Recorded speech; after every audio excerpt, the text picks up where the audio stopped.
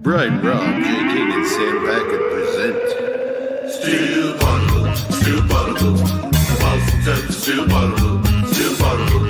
Oh yeah!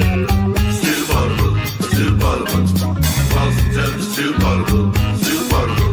Banner 19. Jaylen Brown, D. White, Crazy Joe. Steel Bottle, Steel Bottle. When Tatum coming back? Steel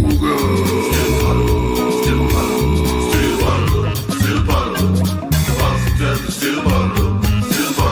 Oh yeah! Come on, long guy wants to lose. Don't get the next generation.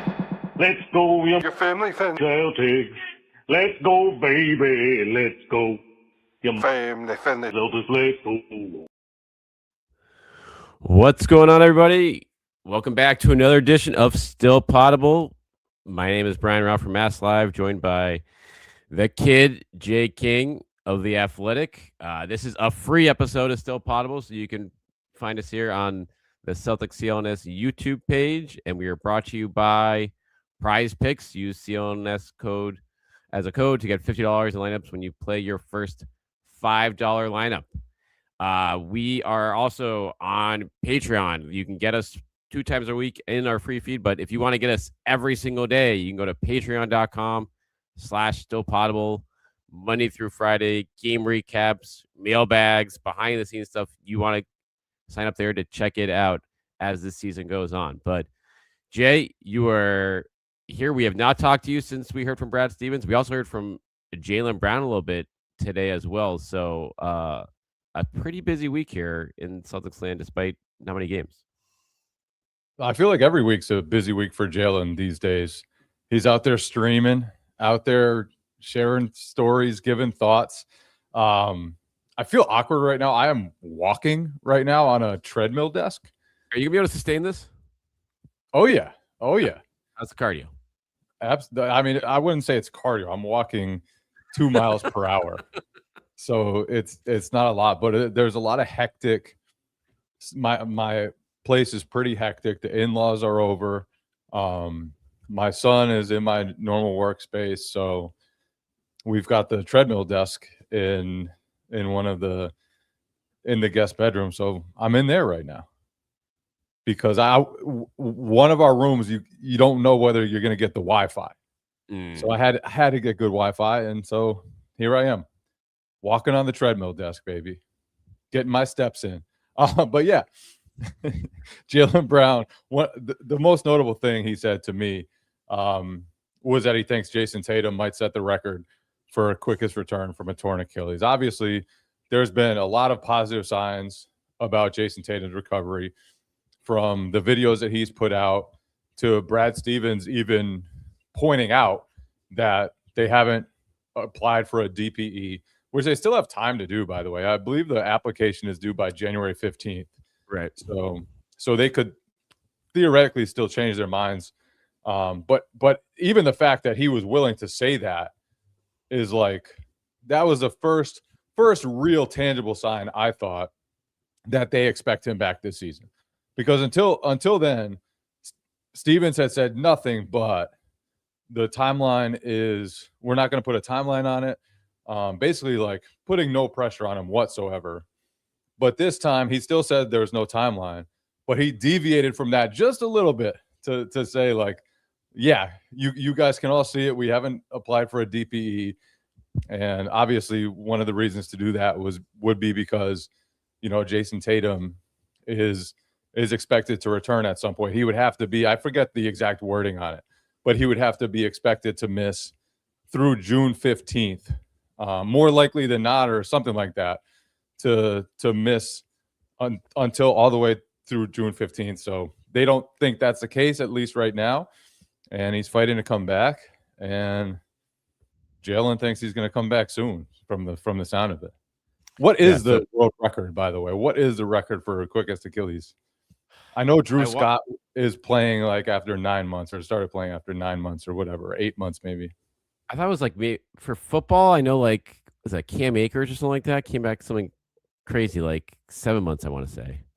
But we're talking about basketball here. Like, yeah, that's a different category than than football, obviously, given the amount of movement and stress on every single play on your Achilles. So, yeah, it's certainly like Jalen's been, he obviously Tatum's been with the team all year pretty much. I'm sure Jalen's had a front row seat to every step of his rehab. And while it's interesting to hear, I mean, Packer and I talked a little bit about it yesterday, just like Brad Stevens lay out the in-depth, progression of like what needs to get done here for Tatum to actually return.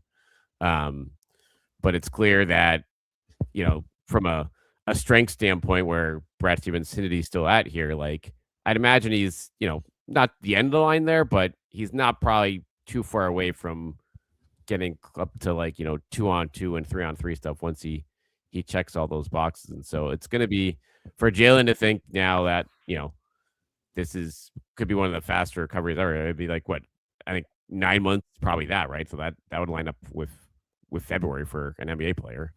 Yep. And any sooner than that, you're talking maybe January, which seems soon. Like January, obviously just a couple weeks away. And based on what Brad said, there are still a lot of boxes to check. So who knows? It would only be speculation on my part. I'm not going to speculate on when that will come, but like it's been 7 months now, I believe, since his injury, and there have been nothing but positive signs from very early on, from like how the surgery went, when the surgery happened, so soon after the injury, to now, Jaylen, who obviously sees Tatum working out every day, rehabbing every day, is like, yeah, that dude is itching to come back, and could come back sooner than people expect. So don't want people to get too excited, but I think there's a lot to be excited about there. I mean, that's as optimistic as you said, like as you'll get from Brad Stevens. Like it wasn't even optimistic; it was just like referring to the possibility of, or it's like an acknowledgement of it, which they wouldn't go anywhere. It was his first acknowledgement, right? Yeah. And he would be, and he's a cautious guy in general. Like he's not going to do that unless he feels pretty good about it actually happening. And the disabled player exception stuff he brought up, I mean, I understand what he did there. To be honest, like that's something you'd never expect them to do in the first place because of just where they are from a financial standpoint this year. Like even if they had that used to that, like they still have their mid-level exception too, but they're not spending that because they're well into the tax repeater tax already. So that's every dollar you spend in that year, it's like you're spending $4 or $5. But on top of that, it is just the knowledge. Like, yeah, we were never going to shut the door on a Jayson Tatum return this year. Like to go over to open the possibility of us getting a guy who can fit into a $13 million time slot. No, we'd much rather have the realist like that, carried out there for Jayson Tatum to chase all year long, and obviously the hope that he gets there. And now that appears to be stronger than ever. Yeah. Good things. And we've been super positive, I feel like, on the podcast for a while because, I mean, they won 10 out of 12 games. They've lost 2 in a row since. But we've been super positive. I think today we should look at some negatives, or at least gauge some possible negatives moving forward, some possible concerns moving forward that the Celtics have. So I came up with a few things that I want you to give me on a scale of 1 to 10, with 10 being the most concerned you could possibly be. How concerned are you with this? So let's start with Celtics defense, which is currently 18th, has dropped all the way to 18th in the NBA, and has been bleeding points for a little while now. How concerned are you with the Celtics defense? I'd put it at a 6.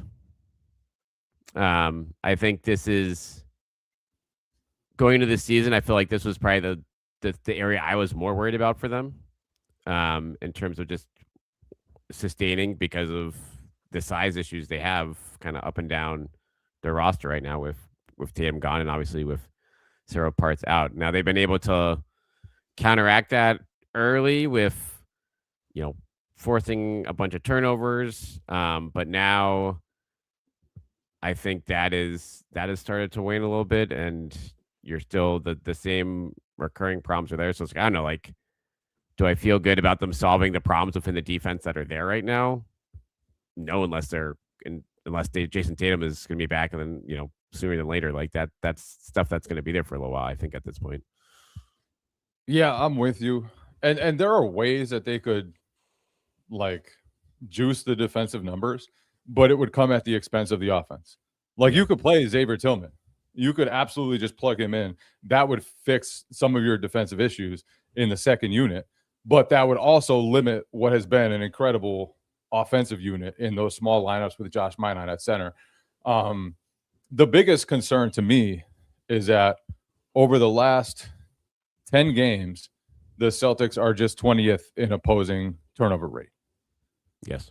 Like they are not forcing nearly as many turnovers as they did early in the season when they were super disruptive. Why do you think that is? That's a good question. I think it could be partly due to the small lineups, like just not having as much size out there. You have to play differently. But to me, when you have those small lineups, you should be using your speed. You should be going after guys. You should be ramping it up and trying to create turnovers and playing fast. And that hasn't really happened.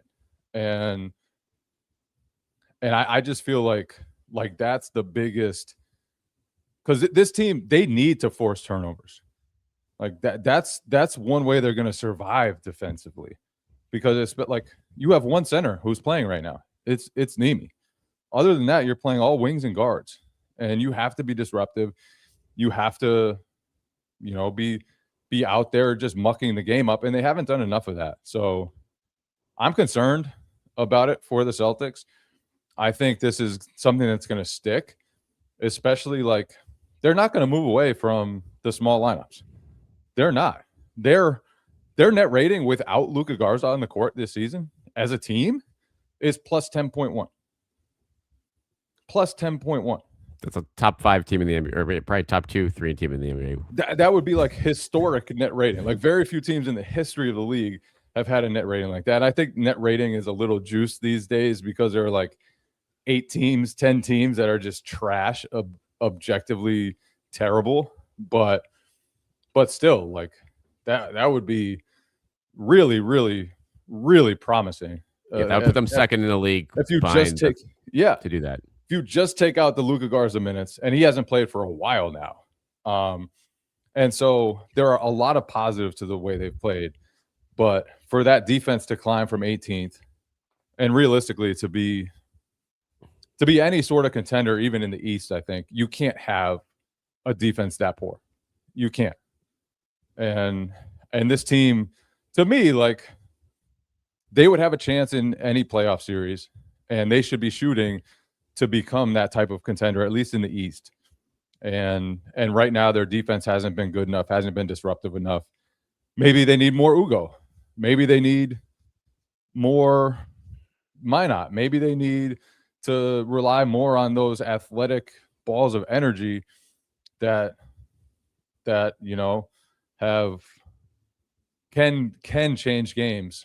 But right now that's slipping in the wrong direction, and that's a concern for me. All right, next one.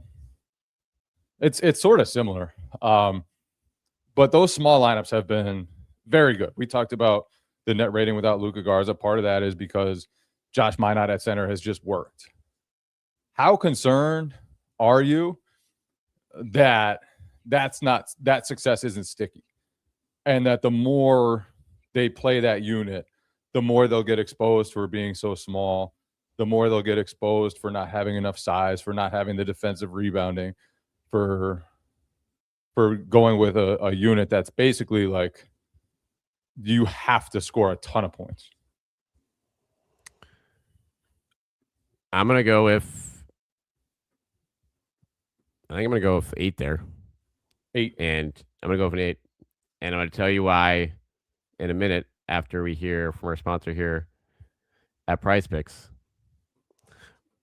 This episode is brought to you by Prize Picks. It is the holiday season, the best time of the year for sports. Bowl games, basketball matchups, playoff pushes, it's all happening at once. And while you and I are out there making decisions every day, what gifts to buy, what to eat, which game to watch, there's one place where it feels good to be right, at Prize Picks. Now, Prize Picks, it's a great time of year to get in on it. It's becoming available in more and more spots around the country. California's the last place it was. So you can, whether it's basketball games, obviously NFL playoffs coming up, a lot of good places to use it. And they have a lot of things you can do it for. I love how straightforward it is. You can spend a lot of time. You don't have to spend a lot of time calculating your payouts. Makes it easy with the payout multipliers, whether it's 3 times or big 2,000 times.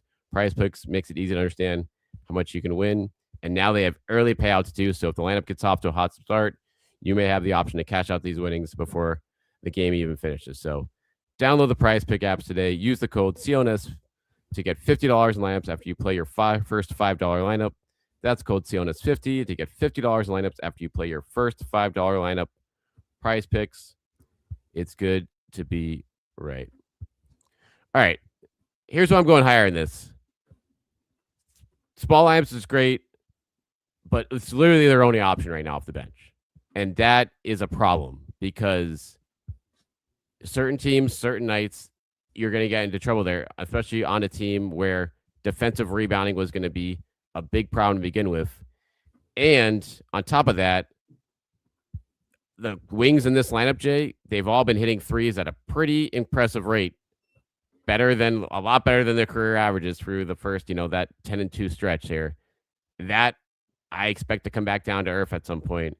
And then that's when, okay, you're not scoring at the level offensively you are with that group. And you're also kind of showing off your holes as more film gets out on that group on the defensive end as well. So it's like, for me, that's a grouping you want to be able to play all year, but I don't think you want to have other options right now.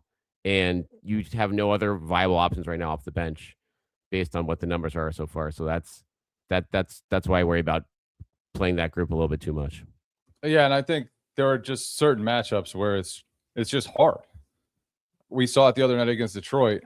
Isaiah Stewart comes in, manhandles Josh Minott for a rebound, and Joe Mazzulla takes out Josh Minott, gives him an earful, and it's like,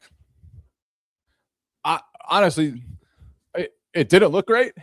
He got the ball ripped out of his hands, gave up an easy dunk. But it's like, what do you expect when Josh Minott is against Isaiah Stewart?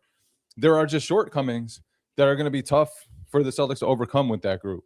Their shooting, their scoring has been like beyond elite with Minott at center. According to Cleaning the Glass, they're scoring 131.2 points per 100 possessions with him at center, which is just insane. They're in the 100th percentile that those lineups are for effective field goal percentage at 63%, which is insane. And they've been like very good positives during those minutes, but you do wonder like what happens to them if they have a stretch where those groups don't shoot well, because like they're not doing well on the glass with those groups. The offensive rebounding with those groups has really gone away. 22.8% offensive rebound rate with that group, which isn't good enough. And so I'm not super concerned because it has been really helpful and the overall numbers look great, but there are just some parts of the success there that I think are a little wobbly and could come undone. It's like a Jenga tower. and like it could fall down. It could fall down. So yeah, that's the part that I worry about. And like you said, they just don't have any other options. Like you can't Luka Garza, we've already talked about the numbers with him, or we've already implied the numbers with him on the court, really bad. And Tillman is just like, you don't get a lot offensively. So the only way to address that is at the trade deadline, and which I think is a possibility, which Brad Stevens left open as a possibility. And if that happens, then you'd get a lot more size, you'd have more length, you'd have a better chance on the glass, and you'd have a better chance to overcome the nights when you're not necessarily shooting at an extremely high percentage. So Do you think there's a chance? If you're Brad Stevens and it's January and they go into a little bit of a slide right now, do you think about not making a splash move for that, but being like, hey, can we find someone around the league that's making the minimum or like very little, so we can just do it up like one for one, or do you have to wait because you don't have many assets regardless, and you obviously want to see where Tatum's at, and this team's not good enough to just make a short term Band-Aid move like that. They've tried it before with Mike Muscala. They've tried it before with Xavier Tillman, and the types of guys you get if you're just going small fish hunting are small fish. Yeah. To me, the types of guys, the types of big men they should be going at are the difference makers. Like if Zubats is available, go after him. Try to do whatever you can. And if you can somehow get under the tax and pick up Zubats, go for it. If you can go after Gafford to me is a step down from Zubats. But like if you can go after Gafford and he's available and you can shed salary and have a home run trade where you get out of the tax and add a worthy center, go for it. Like those are the types of deals I think they should be looking to make. Like bringing in another guy, like you might as well just play Tillman, honestly. I think like that, or play Amari Williams. See what you have in Amari Williams. He's shown a little bit of promise. He has the size, athleticism, and strength that you'd want. He's a great passer. There's obviously a lot for him to learn, but I think unless you're getting someone who's like a starter caliber or close to it, I think you just stay with what you have and maybe give Amari Williams a shot if you need it. I know one guy, Michael Scotto of Hoopsite, I think he wrote about him earlier this year that Celtics had interest in last summer, was Daron Sharp with the Nets. And so I think that's the kind of guy you wonder if and he's only making like $5-6 million. So I'm sure the Celtics were probably interested in him. Obviously they were only offering really minimums over this past summer. He was able to get a little bit more of that. So yeah, that's the threshold of guy where it's like young, intriguing enough, like maybe a breakout candidate, like obviously Kate has been, you find there. But yeah, other than that, given where the team is with the tax stuff, I'm with you in terms of you kind of have to, even if you bring in a guy in a minimum, they still have an open roster, so they could just straight out, sign a G League guy, so whatever.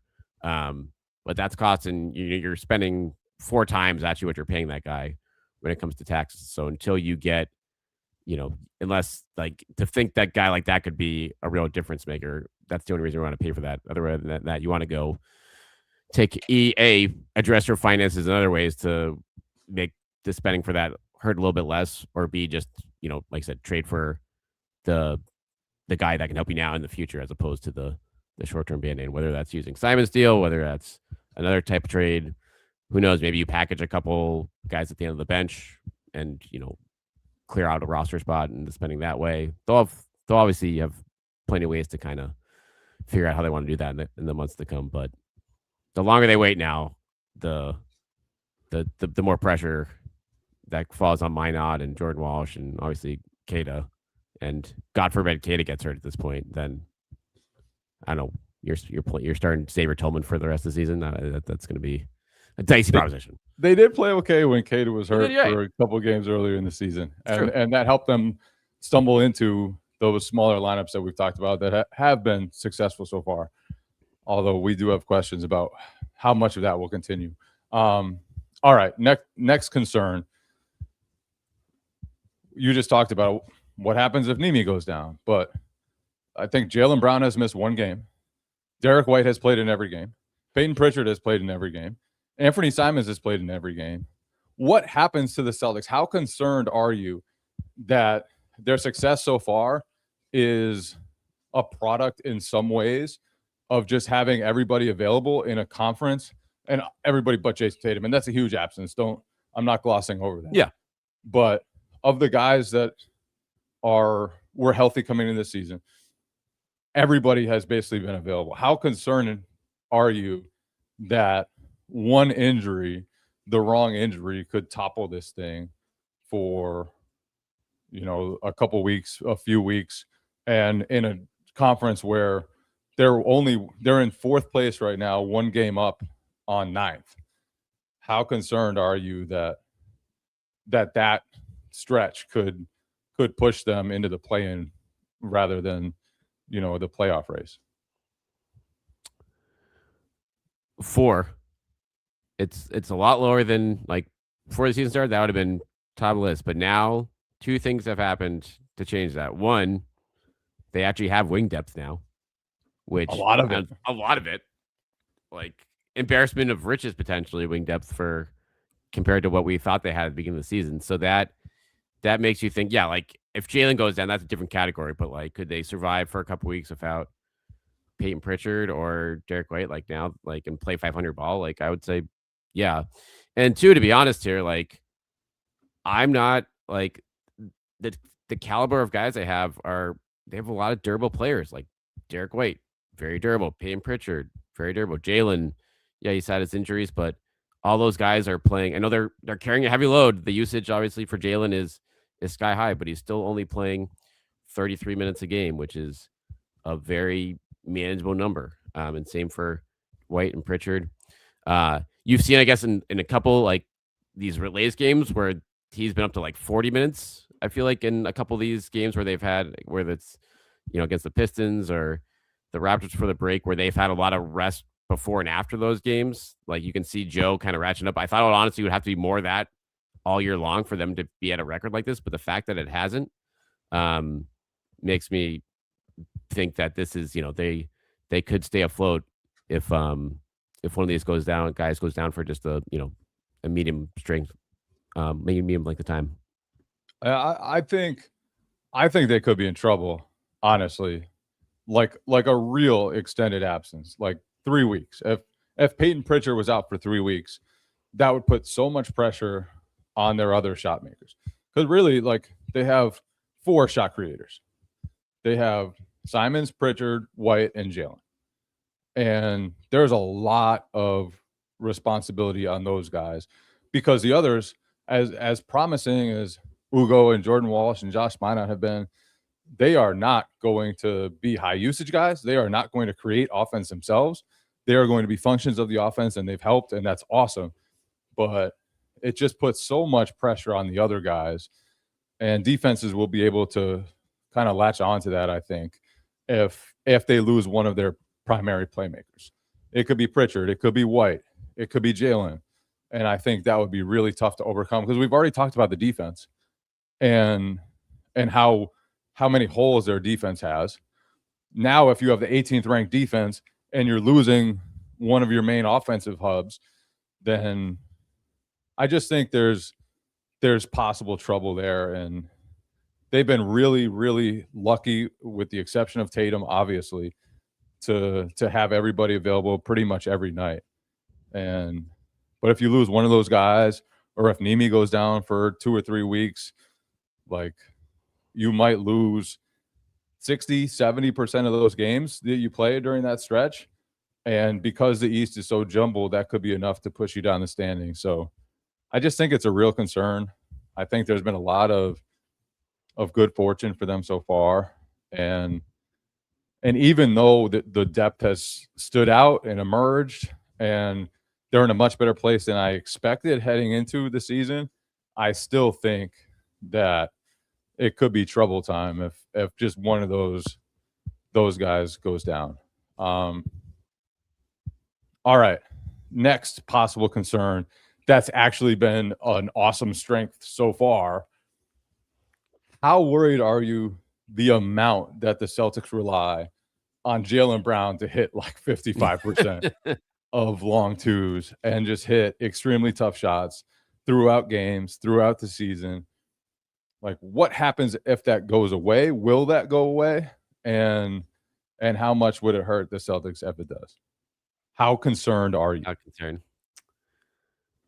Yeah, that's like, I'd put that at a 7 because he is just making it a staggering amount of the mid-range. And it kind of reminds me of 2 years ago, like during like last year, it felt like that was something that this team was missing through a lot of the year. And obviously Jaylen was hurt for a huge chunk of the second half of the season. So that played out with what her shooting numbers were, but he has done this when he has been healthy for incredible stretches throughout his career. And we has like not to this level, like because we, just with the amount of options the Celtics have within their offenses before, like he hasn't had to go to this, but he's clearly comfortable in those spots. But he is going to come back down to earth a little bit there. But even if he does, like again, the fact that guys like White and Pritchard have not played like above their head too much left, like they haven't had to carry things, like their numbers are regressing in the other way, makes me think that the Celtics will, maybe take a little bit of a dip, but probably be okay as Jaylen comes down a little bit from this, because this is the offense has been good enough in other areas where they can afford, I guess, a little bit of a dip here and not, fall off the again. I don't expect them to finish to be a top 5 offense all season, but should they finish in the top 10 even with some regression here? I'd say yeah. I'm with you on this one. I don't think this is a huge concern. It's probably been unsustainable. Like, will he shoot in the 50% range for the entire season on long twos? Doubtful, just because nobody does. But if you look at his track record, like this is a guy who's been comfortable in that range for a long time. 2022-23, he was 47% on long twos. 2023-24, 46% on long twos. 2020-21, 49% on long twos. So he's had a lot of success from that range before. This is something that before the injury last year, I think, I don't want to say mastered, but he became elite at creating enough separation, getting to his spots, and knocking those shots down. I thought it was a huge piece of their title run, obviously. Like when they needed a basket in game 3 of the finals, when everything was falling apart, they had a 20-something point lead. It was Jaylen. It was Jaylen from the elbow. And so I think this might not be real, but him being a very good long 2-point shooter is absolutely real. And I would throw Peyton Pritchard in the same category. Like, he's hit an insane amount of mid-range jumpers so far, but it doesn't seem unsustainable. Like, he's bumping people off. He's getting to his spots. He's showing feathery touch. Like, he's just really good at that. And so could they lose like some of those shots every once in a while? Yes, absolutely. Jaylen might not be, the evolutionary son of Kevin Durant and Dirk Nowitzki forever, but he's also just really good at that. And the way they're playing gives those guys the space to operate in there. And I just think that part is real. That part is very real.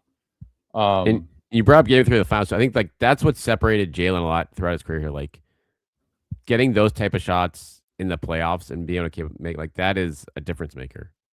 And a lot of guys, high scoring guys, hit the playoffs and see their numbers fall off a cliff. But Jaylen's able to get to those spots throughout, whether it's regular season, postseason. And so that he's got a track record of that. I mean, he's probably like top 3, top 5 guy in the league you trust in that, like, range right now, it feels like. Yeah. And like you said, like with the notable exception of the Heat series when everything just went wrong for him. He was turning it over a lot, shot very poorly. And last year when he was beat up, like he's always been able to carry over his efficiency from the regular season into the playoffs, which is very rare. Like a guy of that caliber, usually because you're playing better defenses, because the scouting reports are better, because the intensity is higher, you lose some of that efficiency, and he never has. And I think that's been a huge help for them this year. Like he's had to take on one of the highest usage roles in the entire league. He's creating for himself as often as anybody, I would guess. And for him to still be as efficient as he is, for him to be able to scale up the way he has, and not just now, but for his entire career, that bodes well for the rest of the season. And I just think right now, the way he's playing, there are few people who can stop him from getting to his spots. And once he gets to his spots, he's proven he's going to knock it down a fair amount of the time. So would this be at the bottom of our list of concerns then? Yeah, For which is rank these? funny because like I do think it will tail off. I just don't think it will matter a whole lot because he'll still Agreed. be very good at it, and he'll still make enough that it will be able to carry them and get them through stretches where other guys might not be hitting. And so I just believe in it. Maybe more than I should, but I believe in it. One other thing I want to bring up, if I was gonna, if out of this list in total, you brought it up, but what I would have brought to the table was what you brought up initially was just the drop off and falling, forcing turnovers. I think is like the biggest concern I probably have right now in terms of what they need to get back to. And one number, just looking through it here, did you know that like Ugo's net rating right now is 12.6, like second on the team behind Nemi, and he's only playing 11 minutes a game there. So I do wonder here. I mean, I guess we saw some of this in the Pistons game where he obviously started the second half with foul trouble, but I wonder if that's something where they try to unleash him a little more, knowing that that's an area where he can really do it. And then like the fact that you're going so much small ball, like obviously Minot's not on the ball much like he was earlier in the year, and that was a guy who I felt like was good for a couple steals a game. So I wonder if like how they'll look at that or just say, hey, we just have to be more aggressive here, guys. Like Joe Mazzulla obviously had a couple weeks for them to practice here right now. How they kind of come back out on Friday night for the in that area. Yeah, it's interesting, like how differently they can play depending on who Joe puts on the court. Like they can go to lineups that have Jaylen at the 4 and Simons and Pritchard and White, and like you're not going to be forcing a ton of turnovers. You're not going to be getting a ton of offensive rebounds, but you'll be able to score like crazy. And then on the other hand, like you say, like to create more chaos, all you have to do is throw Ugo in there. And I do think that at some point he'll get more playing time, and maybe it could be because they do have an injury at some point. Maybe it could be because Joe notices what we have, and it's just time for them to ramp up the defensive intensity, to create more turnovers, and to kind of activate that area again. And we're saying this after like the worst 20-second stretch of his career so far, which was the end of the third quarter when he got blown by for a layup. They put him in for the last 2 possessions of the third quarter. There was like 15 seconds left. He got blown by for a layup, then got stripped for another layup. But that's okay. The bigger sample size, Ugo has been very good. He's been very effective. And he's definitely the type of chaos agent. Like you throw him in there, you're going to get more deflections. You're going to get more steals. You're going to be playing in transition more often. You'll have some moments where he fouls too much. You'll have some moments where, he makes rookie mistakes like he did at the end of that third quarter. But I also think, like good things happen when Ugo's on the court, and I wouldn't be surprised if Joe goes to that more often. Yeah. Well, he'll have his chances this weekend. They've got 3 games coming up in 4 nights, starting with Miami on Friday night. We will be all over for you guys. Again, starting next week, you can catch us out at patreon.com/stillpotable for new episodes Monday through Friday. You can catch us here on CNS Celtics YouTube or on Spotify, on Apple Podcasts if you want to get our free episodes a couple times a week. But that will do it for us, Jay, unless you got any other concerns. You made it very well on the treadmill for 40 minutes here. I mean, I don't even think walking treadmill is a beautiful thing, man. This is how you get your steps in while being productive. I feel like Mark Cuban because he used to do all his interviews while he was on the treadmill. Listen, I'm basically an NBA franchise owner who never would have traded Luka Doncic or Jaylen Brunson. Potentially the Celtics. That was a fun little nugget in Adam Hill's Box Globe article that came out earlier this week. That as a Celtics target that ended up being Derek White. But regardless, thanks for listening, everyone. We will be back with you guys next week. And thanks to Jay and for myself. We'll talk to you guys next week. Steel bottle, steel bottle, Boston Celtics, steel bottle, steel bottle. Oh yeah!